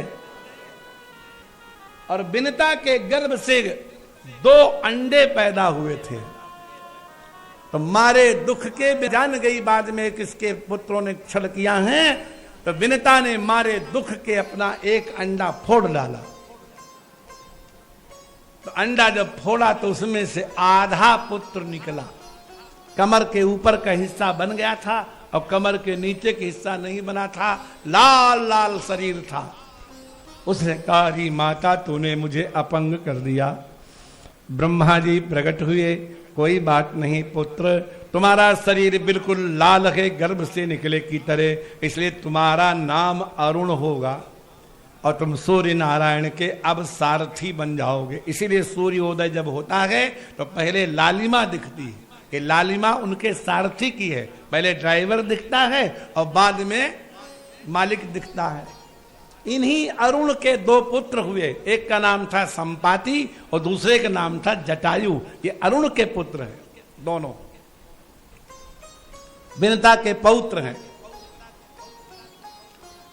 अरुण ने चलते चलते माता से कहा मां ये जो दूसरा अंडा है इसको मत फोड़ना, इससे जो पुत्र उत्पन्न होगा वही तुम्हें दुख से निवृत्त करेगा। 500 वर्ष और बीत गए। राधे राधे। वासुकी नाग के हृदय में जलन होती रहती थी कि हमारा सारा कुटुंब जन्मेजय राजा के यज्ञ कुंड में जल करके भस्म हो जाएगा। अगर ये किसी को पता लग जाए कि सारा कुटुंब एक दिन तुम्हारा जल जाएगा, उसे नींद आएगी? बोलो राधे राधे। दाह होता था, नहीं बढ़ा गया तो वासुकी नाग दिव्य रूप धारण करके ब्रह्मा जी की शरण में गए। आप बताएं पितामह हमारा कुल कैसे बचे? तो उन्होंने कहा कुल बचने का एक उपाय है। वो उपाय क्या है? एक महात्मा थे जिनका नाम था जरत्कारु। विचित्र विचित्र नाम है। क्या नाम था? जरत्कारु। वो जा रहे थे, दोनों ने देखा एक गड्ढे में कुछ वृद्ध पुरुष एक तिनका पकड़े हुए लटके हैं। क्या पकड़े हुए? तो जरत्कारु ने पूछा आप कौन हैं? इस तिनके के सहारे लटके हो और एक चूहा इस तिनके को भी काट रहा है। तो सबके सब वो बोले कि हम जरत्कारु नाम के एक पुरुष के पितर हैं और वही जरत्कारु थे। हमको ऊपर से गिरा दिया गया है क्योंकि जरत्कारु ने विवाह नहीं किया, वो हमारे कुल में अंतिम है। जिस दिन वो मर जाएगा उसी दिन ये तिनका भी कट जाएगा और हम सब अनंत दुख के गर्त में गिर पड़ेंगे। हमारे कुल में कोई जल देने वाला, अब नहीं रहने वाला है, इसलिए हमको पितृलोक से गिरा दिया गया। महाभारत के आदि पर्व में बड़ी विस्तृत कथा है। जरत्कारुण का, हे पितामह, हे मेरे पितरों, मैंने तो विवाह न करने का निश्चय किया था कि आपकी इस दशा को देख करके हमको बहुत दया आ रही है, हम विवाह करने को तैयार हैं। लेकिन अगर कोई हमको भिक्षा की तरह कन्या दे देगा तो हम स्वीकार करेंगे, किसी से कन्या मांगने नहीं जाएंगे। और उधर ब्रह्मा जी ने वासुकी से कहा कि जो जरत्कारु का पुत्र होगा वही तुम्हारे कुल को बचाएगा। और जरत्कारु ने कहा, मेरी एक प्रतिज्ञा है, मैं उसी लड़की के साथ विवाह करूंगा जिसका नाम भी जरत्कारु हो। और दैव योग से वासुकी की एक बड़ी सुंदर बहन थी, उसका नाम था जरत्कारु। तो वासुकी ने अपने दूतों को लगा दिया और कहा, तुम जरत्कारु के ऋषि के आगे पीछे छाया की तरह रहो, और जो वो बात कहते हो कहीं एकांत में चाहे किसी से कहते हो हमको पल पल बताओ। तो रोज जरत्कारु जाते वन में और वृक्षों से कहते कि हे वृक्षों, इस वन में कोई नहीं है, मैं एक कन्या चाहता हूं, क्या कोई भिक्षा की तरह मुझे कन्या देगा? और ये बात जरत्कारु के उन गुप्तचरों ने जाकर के वासुकी को बता दिया। वासुकी तुरंत अपनी बहन को लेकर के प्रकट हुए और कहा, महाराज, ये हमारी बहन है, सगी बड़ी सुंदरी, इसका नाम जरत्कारु है, मैं इसको आपको भिक्षा के रूप में दे रहा हूं। जरत्कारु ने कहा, मैं विवाह तो इससे करूंगा, लेकिन मेरी 2 शर्तें हैं। अभी भी शर्त, क्या शर्त है? पहली शर्त ये कि मैं इसके भरण पोषण का कोई दायित्व बहन नहीं करूंगा, मैं सब्जी तेल नहीं लाऊंगा। और दूसरी शर्त यह है कि जब ये मेरे प्रतिकूल कोई काम करेगी उसी दिन हम इसका त्याग कर देंगे, हम वन को चले जाएंगे छोड़कर। वासुकी नाग ने बहन से कहा, बिटिया, तुम्हारे पितृकुल की रक्षा तुम्हारे हाथ में है। जो सेक्रीफाइस, जो बलिदान बिटिया कर सकती है अपने कुल के लिए, लड़का कभी नहीं कर सकता। और उसकी हमको 10 कथाएं याद है, बोलो राधे राधे, कि बिटिया कैसे करती सेक्रीफाइस और पुत्र नहीं करता है। जरत्कारु ने कहा, भैया, आपका कुल बचा रहे, हमारे पिता का नाम चलता रहे, हम सारे प्रयत्न करेंगे इनको प्रसन्न करने के, हम कभी इनके प्रतिकूल आचरण नहीं करेंगी। वासुकी ने कहा, आप चलो, हमारे महल में रहो, तुमको भोजन पानी आदि की कोई भी चिंता करने की जरूरत नहीं है। बढ़िया उनको एक एयर कंडीशन बंगला दे दिया गया। जब तो राजा हैं भाई वासुकी, खाने पीने भोग सामग्री खूब।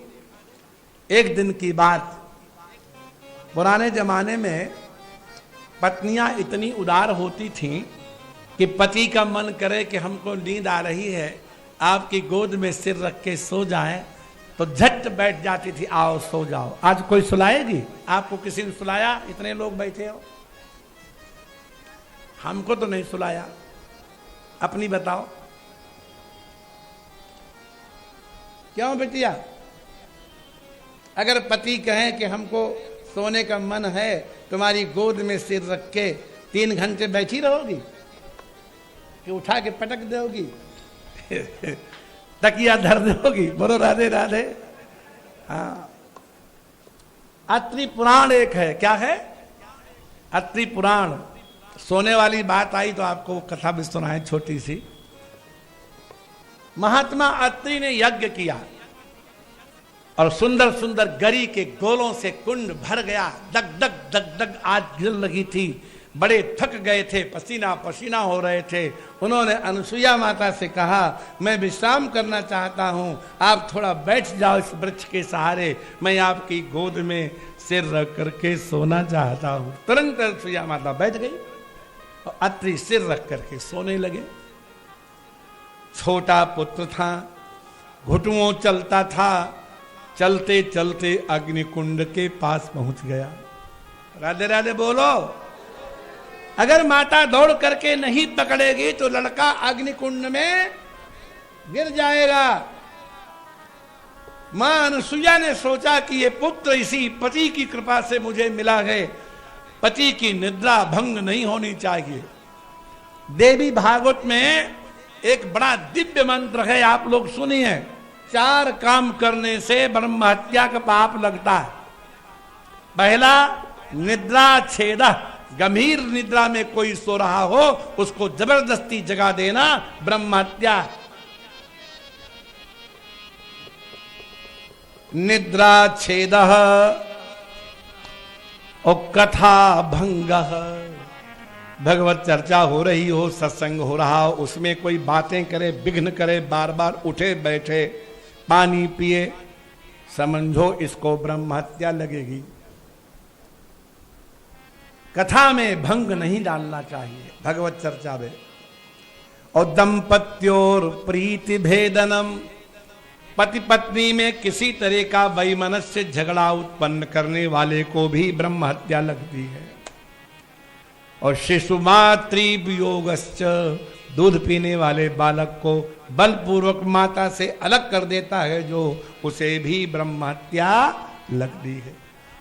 और अनुसुईया माता सब पढ़ी थी, बोलो राधे राधे। उन्होंने सोचा पति की निद्रा भंग नहीं होनी चाहिए, और पुत्र जाकर के अग्निकुंड में गिर गया। माता के शरीर से पसीना निकल गया, थर थर शरीर कांपने लगा, लेकिन उसने पति की निद्रा को भंग नहीं किया। और अत्रि महात्मा तो क्रांतदर्शी हैं, तो सब लीला देख लिए सोते ही सोते, और उठ करके बैठ गए। बहुत अच्छी नींद आई, आनंद आ गया। इधर उधर देखा, छोटा नहीं दिखाई पड़ रहा, कहाँ है बच्चा। सुन, तब अनुसुईया डिडकार मार के रोई। क्यों रो रही हो देवी? बोले पुत्र अग्निकुंड में गिर गया, तुमने रोका क्यों नहीं? आपकी निद्रा हम कैसे भंग कर दी। अच्छा अच्छा कोई बात नहीं, दौड़ो दौड़ो देखो तो शायद बच गया हो। अरे भयानक अग्नि है, गिरे हुए बहुत समय हो गया, उसकी तो अस्थियां भी जल गई होंगी। अरे बोले जाके तो देखो। तो गई वहां। पुराणकार कहते हैं, सुतम पतंतम प्रसमीक्ष पावके, पुत्र को अग्नि में गिरता हुआ देख करके न बोधयामास पतिम पतिव्रता, उस पतिव्रता ने अपने पति को नहीं जगाया। लेकिन पतिव्रता शाप भयेन शंकितः, कहीं हमने इसके पुत्र को भस्म कर दिया और माता अनुसुईया ने दुख भरी आवाज में मुझे शाप दे दिया, तो कहीं हमेशा के लिए हमारी दाहकता शक्ति ही न नष्ट हो जाए। तो हुतासन चंदन पंक शीतल, वो अग्नि चंदन के कीचड़ जैसी हो गई। वो बालक उन लौ से खेल रहा है, हंस रहा है, वहां तो किसी प्रकार की कोई दाहकता है ही नहीं। उठा लाई। पतिव्रता शाप भयेन शंकितः, क्या शंका हुई? पतिव्रता का शाप का भय। तो हुतासन, हुतासन माने अग्नि, चंदन पंक शीतल, चंदन के कीचड़ जैसा ठंडा हो गया। हुतासन नाम अग्नि का है। हुतम अस्नाति, हवन किए गए द्रव्य को जो खाता है उसका नाम हुतासन। असन माने खाना, और हुत माने हवन किया गया पदार्थ, उसको जो असन खावे उसका नाम हुतासन। और वो हुतासन चंदन जैसा हो गया। लेकिन जरत्कारु जब सोने लगे, जरत्कारु की गोद में सिर रखकर, और सूर्य अस्त होने लगा, तो जरत्कारु देवी ने सोचा कि ये हमेशा संध्या सूर्य के रहते करते हैं, क्योंकि सायंकालीन जो संध्या है उत्तमा भास्करोपेता और मध्यमा लुप्त भास्करा। उत्तम संध्या वो होती है जो सूर्य रहते रहते कर ली जाए, और मध्यम संध्या वो होती है जो सूर्य अस्त हो गया लेकिन अभी नक्षत्र दिखते नहीं है। और अधमा नक्षत्र सहिता संध्या सायं संध्या त्रिधा स्मृता, सायंकाल की संध्या 3 तरह की होती है, सूर्य के रहते, सूर्य के अस्त होते और नक्षत्रों के उगाने पर। और जरत्कारु का नियम है कि वो उत्तम संध्या करते हैं। सूर्य बिल्कुल अस्त होने वाला है, मधुर मधुर शब्दों में बोली, हे स्वामी आपके धर्म का लोप नहीं होना चाहिए, आपने खूब निद्रा ले ली, अब आप उठो, संध्या वंदन करो, सूर्य अर्घ दो, सूर्योपस्थापन करो, यही तुम्हारा धर्म है। बड़े मधुर मधुर बोली। आजकल की पत्नी होगी झकझोर के जगा दे, उठ सोते ही रहोगे, कुछ काम भी करोगे, जब देखो तो पड़े रहते हो। बोलो राधे राधे। बड़े मधुर मधुर शब्दों में बोली, उनके नेत्र खुल गए। पहले तो बहुत प्रसन्न हुए, आहा तुमने हमें जगाया, अच्छा किया। फिर सहसा उनको क्रोध आ गया, तूने मुझे जगा दिया, मैं सो रहा था, तुमने हमारे प्रतिकूल काम किया। तो अपनी पति की महिमा को नहीं जानती। अगर जरत्कारु संध्या न करते तो सूर्य अस्त ही नहीं हो सकता था। सूर्य की इतनी हिम्मत नहीं कि मैं संध्या न करूं और वो अस्त हो जाए। तुम अपने पति की अवज्ञा की हो, इसलिए मैंने तुम्हारा त्याग किया। बोलो राधे राधे। यही कंडीशन थी ना कि मेरे प्रतिकूल काम करोगी तो हम। तब उसने पैर पकड़ लिए, हे नाथ, जिसलिए हमारा दान हमारे भाई ने तुमको किया था, अभी तो वो भी नहीं हुआ, क्योंकि पुत्र पैदा होगा वही तो बचाएगा। तो चलते चलते जरत्कारु ने कहा अस्ति है। ऐसे महात्मा थे, और जैसे कहा है वैसे ही गर्भवती हो गई। और अस्ति कहा था, इसीलिए उस बालक का नाम रखा आस्तिक। यही आस्तिक मुनि हैं जिन्होंने सर्प, आज भी अगर आपको सर्प दिखे और आपकी ओर दौड़ रहा हो, संस्कृत का मंत्र नहीं बोल सकते, इतने कह दो, हे सर्पराज, हे विषधर, राजा जन्मेजय के यज्ञ में आस्तिक मुनि को दिए गए वचनों की याद कर, लौट जा, तुरंत लौट जाएगा। अभी इसी कलयुग में, ये मैं आपको प्रयोग की बात बता रहा हूं, कोई कहानी नहीं सुना रहा हूं।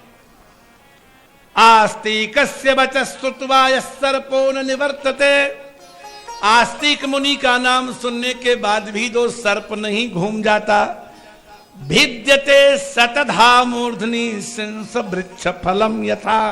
उसके हृदय मस्तक के अंदर 100 घाव हो जाते हैं और तड़प तड़प के वो मर जाता है।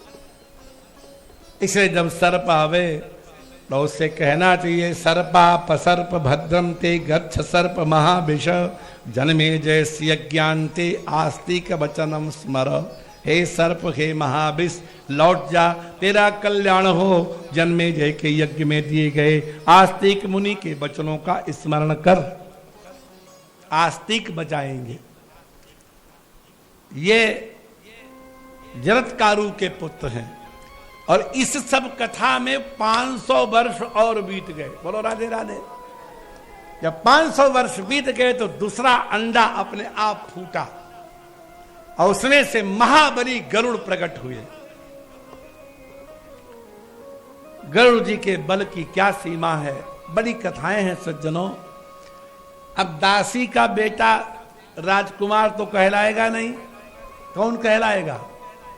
दासी का बेटा दास। तो अम्मा तो सवारी करें बिनता की, और बिनता के लड़के के ऊपर सवारी करें, कंदरू के लड़के। हजारों सर्प चढ़ जाएं, किस पर? गरुड़ जी की पीठ पर।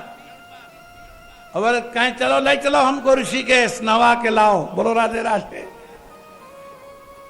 बड़ा काम करवावे। एक दिन गरुड़ जी ने सर्पों को बिठा कहा, आप हमसे कोई अनुपम, अलौकिक, असंभव काम करवा लो एक, और उसके बाद हमें माता के सहित दास भाव से मुक्त कर दो। तो सर्पों ने कहा, अच्छा मीटिंग कर लें फिर बताएंगे। मीटिंग करके ये निर्णय किया कि ये गरुड़ बड़ा बलवान है, अगर इंद्रलोक से अमृत ला करके दे दे और हम लोग सब अमृत पी के अमर हो जाएं तो फिर हमें कोई डर नहीं रहेगा और ये गरुड़ फिर हमारे दास भाव से फ्री मुक्त हो जाएगा। सुना दिया निर्णय कि आप हमारे लिए अमृत लाए दो। बोलो राधे राधे। क्या ला दो? हाँ। गरुड़ जी गए। अब वहां बड़ा भारी पहरा था अमृत के। वहां अमृत कुंड है, 7, 9, 14, 21 लो भरो रहो। अमृत कुंड 14 फुट जो है चौड़ा है, हाँ, 21 फुट लंबा है और 7 फुट गहरा है। उसमें अमृत भरा रहता, देवता लोग पान करते हैं। गरुड़ जी ने सारे पर्दों को तोड़ ताड़ करके अमृत कलश भर लिया, चोच में लेके चले। इंद्र को पता लगा, दौड़े मारने गरुड़ जी को। तो गरुड़ जी ने कहा हमारा मार्ग मत रोको। इंद्र ने वज्र का प्रहार कर दिया। तो गरुड़ जी ने सोचा ये वज्र अमोघ अस्त्र है, अगर इससे हमें कोई नुकसान न हुआ तो वज्र की महिमा कम हो जाएगी। तो उन्होंने एक पंख नीचे वाला जो 2-4 दिन में खुद ही गिरने वाला था, उस पंख को गिरा दिया गरुड़ जी ने और कहा वाह इंद्र, धन्य है तेरी माता अदिति को, तो उन्हें अपने अपने वज्र से हमारा एक पंख तोड़ डाला।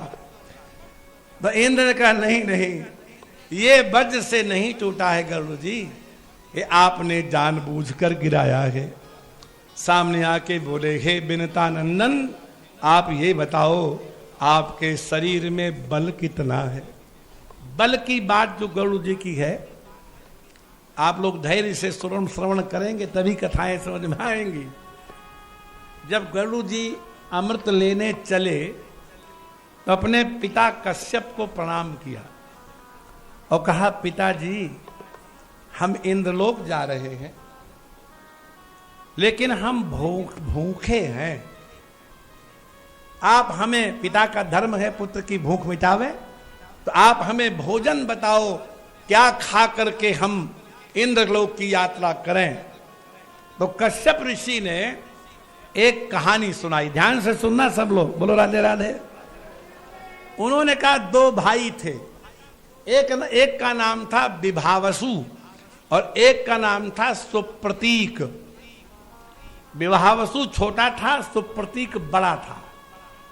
तो छोटा भाई जब देखो तब बड़े भाई से कहे कि देखो पिताजी रहे नहीं भैया और तुम अपना सब कुंडली मारे बैठे हो संपत्ति पर, हमारा आधा हिस्सा दे दो। बंटवारा आज ही थोड़े होता, पहले भी होता था। सुप्रतीक ने कहा देखो भाई, आप बड़े आनंद से रहते हो, बड़ा तुम्हें क्या दुख है, खूब भोजन करो, वस्त्र पहनो, आनंद करो। जब 2 भाई अलग अलग हो जाते हैं तो दुष्ट लोग उनको दूसरे की निंदा करके उनमें और दूरी उत्पन्न कर देते हैं, भाइयों में दुश्मनी हो जाती है। फिर वो दुष्ट लोग एक एक करके उन भाइयों पर प्रहार करते हैं, कुटुंब नष्ट हो जाता है। हम भाइयों को प्रेम से रहना चाहिए, अलग होने की बात न करो। किसने कहा? बड़े भाई ने, सुप्रतीक ने। विभावसु कहता है तुम्हें लोभ आ गया है, तुम्हारे अंदर बेईमानी आ गई है, तुम हमारा भाग नहीं देना चाहते। बहुत जब उसने टॉर्चर किया तो गुस्सा आ गया सुप्रतीक को, बोले तू जो है हाथी की तरह मतवाला हो रहा है, तुझे धन के अतिरिक्त तू दिखता ही नहीं है, जा तू गजराज ही हो जा। तो उसने कहा तुम भी जो है कुंडली मारे कछुओं की तरह बैठे हुए उस संपत्ति के ऊपर जाओ, तुम कछुआ हो जाओ। आपस में सापा सापी हुई, विभावसु बन गया हाथी और सुप्रतीक बन गया कछुआ। तो जो हाथी था वो 6 योजन ऊंचा और 12 योजन लंबा था। 1 योजन में 4 कोस 8 मील 12 किलोमीटर होते हैं। और कछुआ जो था वो 3 योजन ऊंचा और 10 योजन गोल था। 120 किलोमीटर थी कछुआ की परिक्रमा। बोलो राधे राधे। और महासागर में रहते थे। हाथी जा जा करके किनारे पर खूब कछुआ को गाली देता था और कछुआ भी निकल करके खूब छाप छाप करता था, वो लड़ते ही रहते थे। कश्यप ऋषि ने कहा जाओ उन्हीं दोनों दुष्टों को तुम खा लो, तुम्हारा पेट भर जाएगा। किसको किसको? हाँ, हाथी कितना बड़ा है? 12 योजन लंबा और 6 योजन ऊंचा, और कछुआ 3 योजन ऊंचा और 10 योजन गोल। और गरुड़ जी गए, उन दोनों को पंजों में पकड़ के उठा लिया। अब इतने बड़े विशाल पशुओं को कहां रख के खाएं? तो हिमालय पर्वत के ऊपर एक विशाल बट वृक्ष था जिसकी शाखाएं 100 योजन लंबी थी, और एक शाखा बहुत मोटी थी। उसी के ऊपर गरुड़ जी जैसे ही हाथी कछुआ को लेके बैठे, सोई अर भई, और शाखा वो टूटने लगी। तो गरुड़ जी ने झांक के देखा कोई शाखा के नीचे तो नहीं जो गिरे मर जाए। तो देखा उस शाखा में 60,000 महात्मा उल्टे लटक के तपस्या कर रहे हैं। उन महात्माओं का नाम है बालखिल्य। ये नाम सुना है आप लोगों ने कभी? क्या नाम है? बालखिल्य नाम के महात्मा 60,000। कितने? तो एक शाखा में 60,000 लोग लटके हो, कितनी बड़ी शाखा होगी। जैसे वो शाखा गिरने लगी, गरुड़ जी जान गए कि शाखा गिरते ही ये मर जाएंगे, तो झपट करके अपनी चोंच में उस शाखा को उन्होंने पकड़ लिया। कैसे थे गरुड़ जी? सोचिए, पंजों में कछुआ हाथी और चोंच में, और शाखा को लेकर के वो उड़ रहे थे आकाश में। पता नहीं था क्या होगा क्या नहीं होगा। जब कई दिन हो गए तब कश्यप ऋषि आए, उन बालखिल्यों से प्रार्थना की कि आप लोग इस शाखा को छोड़ दो। गरुड़ एक बहुत बड़े कार्य के लिए जाना चाहता है, आप इस पर कृपा करो, आशीर्वाद दो। तो बालखिल्य महात्मा प्रसन्न हो गए, उन्होंने उस शाखा को छोड़ दिया। तब गरुड़ जी ने महापर्वत पर जाकर उस शाखा को फेंक दिया, और फिर सुमेरु पर्वत के शिखर पर बैठ करके उस हाथी और कछुआ को खाया, और पेट भर गया। तब गए अमृत लेने। तो इंद्र ने पूछा कि गरुड़ जी, आपके शरीर में बल कितना है कि हमारा वज्र हमने मारा और तुमने पुराना पंख गिराया, तुम्हें कुछ नहीं हुआ? तो गरुड़ जी ने कहा, हे देवराज, मुझे ये तो नहीं मालूम कि मेरे बल कितना है, लेकिन ये चराचर जगत को धार करने वाली पर्वत, नदी और प्राणियों के सहित, वनों के सहित ये पूरी पृथ्वी उठा के हमारे बाएं पंख पर रख दी जाए तो हम अनंत काल तक बिना थके उड़ते रहेंगे। ये हम जानते हैं, बल कितना है ये हम नहीं बता सकते। तब इंद्र ने कहा, हे पक्षीराज, आप कृपा करो, हमारे मित्र बन जाओ। गरुड़ जी ने कहा, मित्र हम बन जाएंगे, लेकिन अमृत कलश को छोड़कर। अमृत कलश नहीं देंगे। इंद्र ने कहा, तुम सर्पों को ये दे दोगे, सर्प पी करके अमर हो जाएंगे, संसार का विनाश हो जाएगा। गरुड़ जी ने कहा, संसार रहे चाहे न रहे, लेकिन हम दास नहीं रह सकते, बात मत करो अमृत की।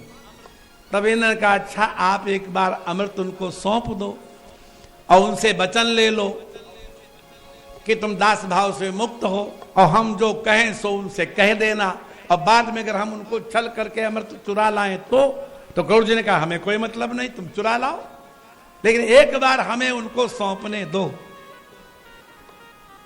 इंद्र ने गरुड़ जी को एक मंत्र दे दिया। गरुड़ जी आए, बढ़िया कुशासन, कुशा नहीं होते जो घास कुशा होती जिसमें धार होती है, कुशाएं बिछाई गई, उसके ऊपर अमृत कलश रख दिया। सर्प दौड़े पीने। तो इंद्र का मंत्र था। गरुड़ जी ने कहा, अरे मूर्खो, देवताओं के द्वारा भोग्य ये दिव्य पदार्थ है, तुम बिना स्नान किए गंगा जी का, बिना पितृ तर्पण किए, बिना देव पूजन किए ऐसे दिव्य चीज पियोगे, तुमको शर्म नहीं आती? तो सर्पों ने कहा, हाँ भाई ठीक तो कहते हैं, गंगा नहाना चाहिए, तर्पण करना चाहिए, पिंडदान करना चाहिए, देव पूजन करना चाहिए, तब अमृत पीना चाहिए, चलो नहाए आवे गंगा। गरुड़ जी ने कहा, सुनो रुको, ये अमृत मैंने तुम्हें सौंप दिया, अब तुम्हारा हुआ। बोले हाँ हमारा हुआ। बोले अब हम तुम्हारे दास भाव से माता से मुक्त हैं। बोले हाँ मुक्त हो। और इंद्र ने तभी आकर कान में कहा, ये धूर्त सर्प ही आज से तुम्हारा भोजन बन जाएंगे। उसके पहले गरुड़ जी सर्पों को नहीं खाते थे। सर्प चले गए गंगा नहाने और इंद्र ब्राह्मण का वेश बना करके गए और चुपके से उस अमृत कलश को उठा के वहां से भाग आए। सर्प बेचारे नहाए धो के आए सब कर्म करके वहां गायब। तो मारे मोह के उन कुशाओं को चाटने लगे। कुशा में होती धार तो सबकी जीभ फट गई, इसलिए सर्प की 2 जीभें होती। बोलो राधे राधे। सर्प दुजिहुआ हो गए और गरुड़ जी सर्पों का विनाश करने लगे। बहुत क्रोध था ना, एक को मारे 2 मर जाए, तीसरा खूब खाए मर जाए, हजारों सर्पों का नाश करने लगे। तब उन्होंने सोचा जन्मेजय कि यज्ञ में भस्म होंगे तो गरुड़ जी हमको भस्म कर देंगे। तो सब सर्पों ने आकर के गरुड़ जी से प्रार्थना की कि आप कोई नियम बना दीजिए, हर पर्व पर एक सर्प तमाम भोजन सामग्री को लेकर के एक शिला पर पहुंच जाएगा, आप उस सर्प को खा लिया करो और आप तृप्त हो जाओ, सब सर्पों का नाश मत करो। तो गरुड़ जी को दया आ गई, बोले ठीक है, स्थान निश्चित हो गया, इस जगह सर्प आएगा। और सर्पों ने नियम लगा लिया कि एक घर से एक आदमी जाएगा जब उसका नंबर आएगा। तो जीमूत वाहन नाम के राजा जब प्रजा की सुधि लेने के लिए भ्रमण कर रहे थे, एक बिल में से रोने की आवाज आई और उसमें से सर्पणी निकली और उसने कहा हमारा एक ही पुत्र है, आज उसका क्रम है, वो गरुड़ का भोजन बन जाएगा, हम अपने पुत्र के वियोग में रो रही हैं। तब जीमूत वाहन राजा कहते हैं माता तुम्हारा पुत्र सुरक्षित रहेगा, हम गरुड़ का भोजन बन जाएंगे। और काला वस्त्र पहन करके बिल्कुल ढक लिया शरीर, यूं हाथ आगे करके फण जैसा बनाया और बद्ध शिला पर जाकर के जीमूत वाहन लेट गए। जैसे राजा शिवी ने कबूतर को अपना अंग दे दिया ऐसे। और गरुड़ जी ऊपर से आए बेग से और एक चोंच मारी तो सारा शरीर छत बिच्छत हो गया। लेकिन जब रुधिर कंठ में गया तो जान गए कि ये सर्प नहीं है।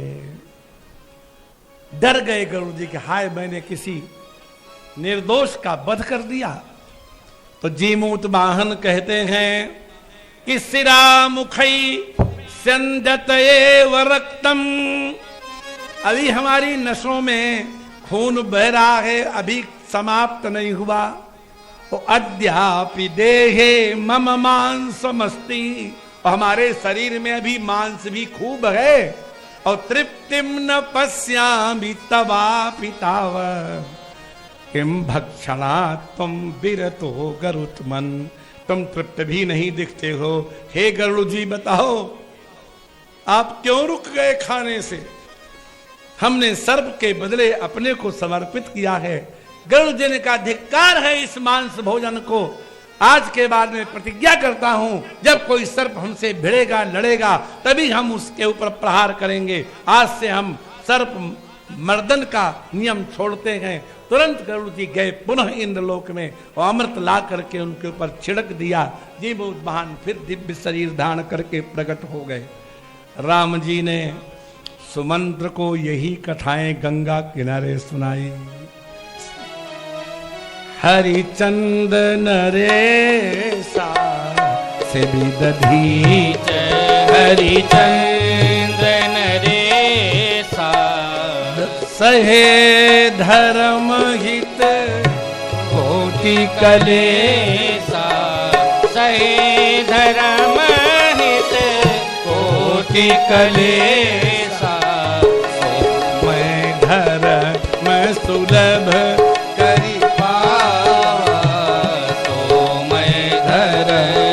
सुलभ करि पावा, तजेति हूँ पुर जप जसु छावा, तजेति हूँ पुर अप जस छावा। धर्मन दूसर सत्य समाना, धर्मन दूसर सत्य समाना। पुराण बखान। तो सीता जी का धर्म दूसरा और सुमंत का धर्म दूसरा। अभी और धर्म की अनेक परिभाषाएं हैं, समय पूर्ण हुआ। गोविंद मेरो है गोपाल मेरो राधे गोविंद मेरो है गोपाल मेरो श्री बांके बिहारी नंदलाल मेरो जय हो श्री बांके बिहारी नंदलाल मेरो बोलिए वृंदावन बिहारी लाल की श्री स्वामी जी महाराज की गंगा माता की हर हर महादेव गच्छन्तु।